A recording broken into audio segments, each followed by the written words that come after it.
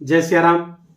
प्रिय दर्शकों, स्वागत है आप सभी का। मैं आचार्य राजेश श्री राम जन्मभूमि अयोध्या से बहुत ही महत्वपूर्ण वीडियो में आपको स्वागत करता हूं, क्योंकि 13 फरवरी 2024 के मध्याह्न के बाद 3:43 पर सूर्य अपनी वर्तमान मकर राशि को छोड़ करके शनि की मूल त्रिकोण राशि कुंभ राशि पर गोचर कर जाएंगे, जहां पर ये 14 मार्च 2024 तक रहेंगे। 13 फरवरी से 14 मार्च। अब यहां पर जब गोचर करेंगे तो शनि वहां पर पहले से विद्यमान है, शनि अपनी मूल त्रिकोण राशि पे हैं, लेकिन शनि अस्त अवस्था में है। इस सब को बड़ी सूक्ष्मता से समझेंगे और कर्क राशि के जातकों के लिए ये गोचर कैसा रहेगा, इस पर थोड़ा विस्तार से प्रकाश डालेंगे। और सूर्य शनि का ये समय कैसा रहेगा। शनि सूर्य के शत्रु हैं, यद्यपि पुत्र हैं फिर भी शत्रुता का भाव रखते हैं, और एक तरह से शत्रु के घर में, ऐसे घर में सूर्य जा रहे हैं जो उन्हें शत्रु समझता है। लेकिन अच्छी बात यह है कि शनि पहले से वहां विद्यमान है और अस्त अवस्था में है। अस्त अवस्था में किसी ग्रह का बल क्षीण हो जाता है, बलाबल में काफी कमी आ जाती है, क्योंकि अस्त ग्रह उसे कहते हैं। कोई ग्रह अस्त तब होता है, इसको बड़ी ध्यान से समझिएगा, जब कोई ग्रह सूर्य के विशेष नजदीक आ जाता है, विशेष डिग्री पर नजदीक आ जाता है, तो वो अस्त हो जाता है, अपना बल खो बैठता है। क्यों खो बैठता है, इसको ऐसे समझिएगा। एक उदाहरण से, आप टार्च की रोशनी में साइकिल से कहीं जा रहे हैं, हाथ में टार्च है, साइकिल से रात में कहीं जा रहे हैं, चले जा रहे हैं, कहीं कोई प्रॉब्लम नहीं। लेकिन अचानक से अगर कोई ट्रक आ जाए आपके ठीक सामने, तो आप आंखें चौंधिया जाती हैं, टार्च की रोशनी काम करना बंद कर देती है और आप तुरंत साइकिल से उतरकर साइकिल किनारे लगा करके ट्रक के गुजर जाने का इंतजार करते हैं। क्योंकि जब ट्रक की रोशनी पड़ती है तो ना आपकी आंखें काम करती हैं, ना आपकी टार्च की रोशनी काम करती है, तो काम करती है केवल ट्रक की रोशनी। तो वो ट्रक की रोशनी ही सूर्य की रोशनी है। उसी प्रकार से, ठीक इसी प्रकार से, कोई भी ग्रह जब नजदीक आ जाता है तो वो अस्त हो जाता है, उसका अपना प्रकाश खो जाता है, उसका बल क्षीण हो जाता है। तो सूर्य के साथ, शनि के साथ जब सूर्य आएंगे तो शनि के बल में कमी हो जाएगी या क्षीण हो जाएगा।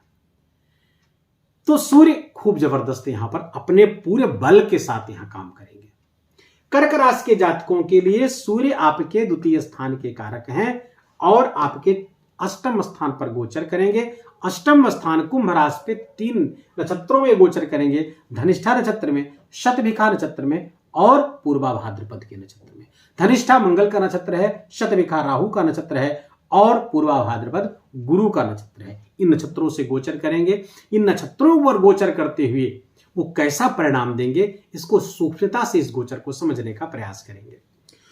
गोचर कोई सीधा सीधा अर्थ नहीं देता है कि यहां पर बैठे तो ऐसा फल देंगे, नहीं। वो किस नक्षत्र पर गोचर कर रहे हैं, उसका राशि स्वामी, उस नक्षत्र का स्वामी कहां बैठा हुआ है, वो कैसा फल दे रहा, ये सम्मिलित प्रभाव गोचर की सटीकता बताता है। तब प्रेडिक्शन सटीक बैठेगा। साथ ही आपके लग्न कुंडली में भी अच्छे ग्रहों की दशा चल रही हो, कोई विपरीत परिस्थिति ना चल रही हो। चंद्र राशि पर के आधार पर इस वीडियो को देखिएगा। अब चूंकि धन स्थान के स्वामी हैं और अष्टम स्थान पर बैठेंगे, तो अष्टम स्थान आकस्मिकता का स्थान है। आकस्मिक लाभ के योग बनेंगे निस्संदेह। अचानक से लाभ हो सकता है, वहां से लाभ हो सकता है जहां आपको पता ना हो, या पता भी हो तो उतना लाभ हो सकता है जितना आपने सोचा ना हो। कर्क राशि के जातकों के लिए सूर्य यहां पर धन लाभ, धन संचयन दोनों कराते हुए दिख रहे हैं। लेकिन साइड इफेक्ट के रूप में परिवार अर्थात कुटुंब, जो बड़ा आपके चाचा ताऊ ताई, इन सब का जो संबंध है, वहां पर कुछ तनाव हो सकता है। किसको लेकर? पैतृक संबंध को लेकर के। दूसरी बात, सूर्य की दृष्टि जब जाएगी तो खान पान के कारण कुछ समस्या आपके स्वास्थ्य में आएगी, तो वहां पर ध्यान रखना है। सूर्य की दृष्टि आपके वाणी में भी कड़वाहट लाएगी, तलखी लाएगी, अहंकार जन्य भाषा बोल सकते हैं। क्षमा करिएगा, अहंकार की भाषा के कारण आपके परिवार में कलह मच सकता है। हो सकता है आपका बोलने का तरीका लोगों को पसंद ना आए और लोग उसको गलत अर्थों में ले लें। हो सकता है आप ऐसे शब्दों का प्रयोग ना किए हो, लेकिन ये कंप्लेन लोग कर सकते हैं कि आपने मुझे ऐसा कहा, वो गलत अर्थों में ले सकते हैं। इसलिए वाणी को बहुत सोच समझकर, ये तराजू तौल के तब मुख बाहर आन, ऐसा आप रखिएगा। तब ये सूर्य का गोचर आपको अपने केवल श्रेष्ठ परिणाम देगा। अब चूंकि शनि यहां पर अस्त है तो कर्क राशि के जातकों के लिए ढैया चल रही थी। शनि लगातार मानसिक परेशानी दिए हुए थे। तीसरे स्थान पर देख करके कार्य क्षेत्र में भी कुछ समस्याएं आपको दे रहे थे। आपके धन स्थान को भी, बैंक बैलेंस को भी कम करते हुए दिख रहे थे। अचानक से उसमें बड़ी भारी कमी होती हुई दिख रही थी। कुछ जहां पे नहीं चाहते तो वहां भी खर्च करना पड़ रहा था। और शनि की जो 10वीं दृष्टि है आपके शिक्षा संतान भाव पर भी, तो वहां से भी समस्याएं आ रही थी। लेकिन जब शनि अस्त हो गए तो ये शनि जब तक उदय नहीं होंगे, अर्थात सूर्य से एक विशेष डिग्री पर नहीं चले जाएंगे, तब तक ये समय आपको केवल लाभ प्राप्त होगा। शनि का दुष्प्रभाव नहीं प्राप्त होगा। शनि जिस कारण से, जिस तरह से आपको प्रभावित कर रहे थे, वैसा प्रभाव उनका नहीं मिलेगा। केवल सूर्य का प्रभाव आपको प्राप्त होगा। अच्छा, सूर्य जब आपके धनिष्ठा नक्षत्र पर गोचर करेंगे तो धनिष्ठा नक्षत्र का मालिक होता है मंगल, और मंगल गोचर कहां कर रहा है वर्तमान में? आपके 7वें स्थान पर।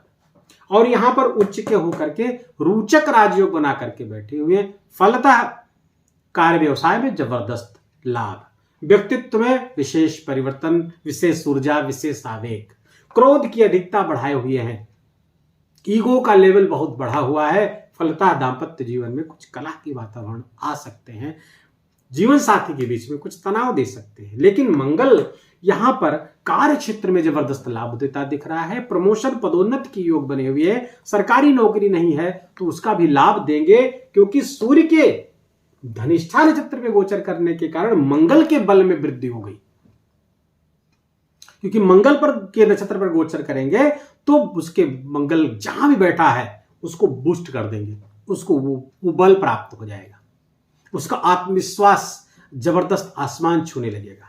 अगर आप पुलिस के अधिकारी हैं, कर्क राशि के जातक प्रशासन से जुड़े हुए हैं, कुछ ऐसे काम करेंगे जिसकी सर्वत्र चर्चा होगी, अच्छे कार्यों के लिए चर्चा होगी। आप अवार्ड मिल सकता है, आपको मेडल मिल सकता है अगर आप सेना, मिलिट्री, पुलिस आदि में काम करते हैं। आप वकील, अधिवक्ता वगैरह है, कुछ ऐसे आप बड़े निर्णय लाकर दे सकते हैं अपने बहस से। कोर्ट में ऐसे निर्णय हो सकते हैं जिसकी चारों तरफ चर्चा हो, पेपर आदमी छपे, मान सम्मान आपका बढ़े। ये सब आपको देते हुए सूर्य की इस गोचर से मिल रहा है। जब राहु के गोचर पे आएंगे, राहु के नक्षत्र पर आएंगे, शतभिखा नक्षत्र पे, तो देखेंगे राहु कहां गोचर कर रहे हैं आपके राशि से। आपके राशि से भाग्य स्थान पर गोचर कर रहे हैं राहु। अब राहु जब राहु के नक्षत्र पर आएंगे तो राहु का नक्षत्र कब से कब तक है? 20 फरवरी से लेकर 4 मार्च के बीच में पिता के स्वास्थ्य में समस्या आ जाएगी। निस्संदेह पिता के स्वास्थ्य में समस्या, खासकर उनको अगर हार्ट प्रॉब्लम है, ब्लड प्रेशर की समस्या है, हड्डियों की समस्या है, न्यूरॉन्स से, इससे आपके नर्वस सिस्टम से समस्या है, तो निस्संदेह समस्या पिताजी को आ रही है। यदि ओल्ड एज है, वो तो एबव 60 हैं, तो समस्या आती हुई दिख रही है। आप उनको निरंतर चिकित्सीय सलाह लेते रहें, दवाइयां चलती हैं उसको नियमित रूप से लेते रहें, उनको दिलाते रहें। जरा सा भी लापरवाही बड़ी घटना को जन्म दे सकती है कर्क राशि के जातकों के लिए, इतना ध्यान रखिएगा। राहु यहां पर आएगा, थोड़ा भाग्य से काम में अड़चन आती हुई दिखेगी। भाइयों की तो वृद्धि करेगा, क्योंकि राहु की दृष्टि यहां पर पड़ेगी इस भाव पे, वो थोड़ा सा ज्यादा सहज महसूस करता है। अच्छा भाव हो उसके लिए, राहु के लिए तृतीय, षष्टम और द्वादश, एकादश। तो राहु यहां पर बैठे हैं, तो सूर्य जब इसके नक्षत्र पे आएंगे तो ये आत्मविश्वास से भर जाएगा। जब हालांकि शत्रुता है राहु सूर्य में, लेकिन आत्मविश्वास से भर जाएगा जब, तो फिर आपके धर्म मार्ग से आपको विचलित कर सकता है। आपको अपने धर्म में कुछ अरुचि सी हो सकती है, आपके अंदर कुछ नास्तिक से विचार आ रहे थे, कुछ जो पूजा पाठ करते थे उसमें अनियमितता ला देगा। आप लाख चाह करके भी उस समय पर पूजा नहीं कर पाएंगे, वो उपासना नहीं कर पाएंगे जो आपके लिए विशेष लाभकारी है, जो आप करते आ रहे हैं। अर्थात धार्मिक जीवन में, धार्मिक क्रियाकलापों में कुछ डिस्टर्बेंस पैदा करेगा राहु कर्क राशि के जातकों के लिए। तो लेकिन वहीं पर आपको सजग रहना, ऐसा होने नहीं देना है। एकदम नियमित जितनी पूजा पाठ करते थे, जहां मंदिर जाते थे, वहां आप जाते रहिएगा। अपने धर्म में रुचि बनाए रखिएगा, अपने गुरु में रुचि बनाए रखिएगा, अपने इष्ट देवता में रुचि बनाए रखिएगा। तो ये गोचर आपके लिए बहुत अच्छा हो सकता है। स्वास्थ्य का अपने ख्याल रखिएगा, अपने हेल्थ प्रॉब्लम, अगर आपको हार्ट से संबंधित कोई इशूज हैं, आपको अगर आपके हार्ट संबंधी इशूज हैं या ब्लड प्रेशर की समस्या है, पल्पिटेशन की समस्या प्रायः कर्क राशि के जातकों में देखी जाती है, अर्थात हृदय गति से संबंधित समस्या, उस सब की समस्या है तो आप विशेष अपना ख्याल रखिए। साथ ही जीवन साथी के स्वास्थ्य में भी जो समस्या आपके पहले से चल रही थी, जो रोग चल रहा था, उसमें काफी कमी होती हुई वहां पर दिख रही है, लेकिन थोड़ा हाइपर एसिडिटी की समस्या हो सकती है उनको भी। हाँ, सूर्य आपके अष्टम स्थान पर बैठकर दुर्घटना का योग बना करके बैठा हुआ, जैसे आकस्मिक लाभ वो कराएगा खूब आपको, जहां से आपने सोचा नहीं था, वैसे दुर्घटना भी करा सकता है। कुछ ऐसे इंसिडेंट हो सकते हैं, कुछ ऐसे एक्सीडेंट हो सकते हैं वाहन से या किसी से, जिसमें आपको चोट चपेट का खतरा बना हुआ है, और वो खतरा जीवन साथी पे भी उसी चोट चपेट का बना हुआ है। तो ये सब का ध्यान रखिएगा।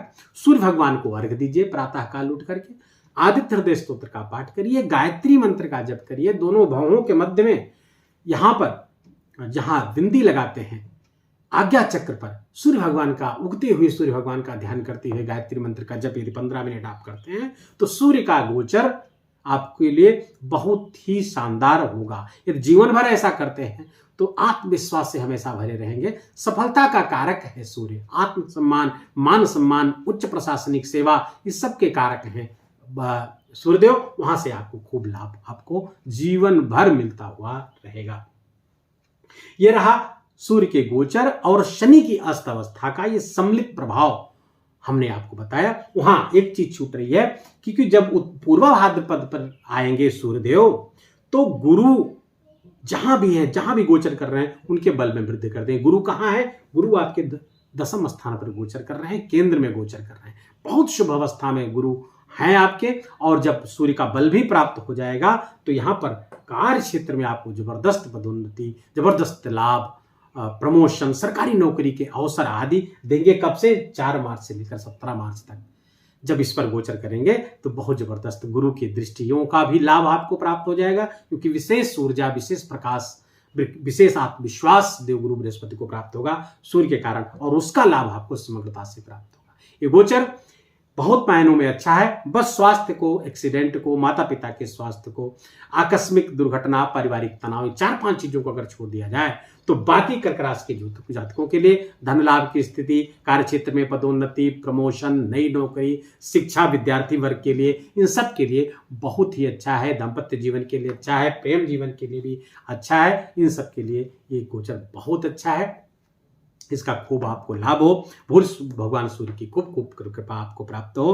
वीडियो अच्छा लगा हो, हमारा इतना बोलना और आपका इतना महत्वपूर्ण समय पर खर्च करना दोनों सार्थक हुआ हो, तो इस वीडियो को लाइक करके अपनों के साथ शेयर करिएगा। कमेंट में जय सिया राम जरूर लिखिएगा, और चैनल पर नहीं तो इसको सब्सक्राइब कर लीजिए। अपना ख्याल रखिए, अपनों का ख्याल रखिए, माता पिता का खूब ख्याल रखिए, उनकी सेवा करिए, आशीर्वाद लीजिए। जय सिया राम।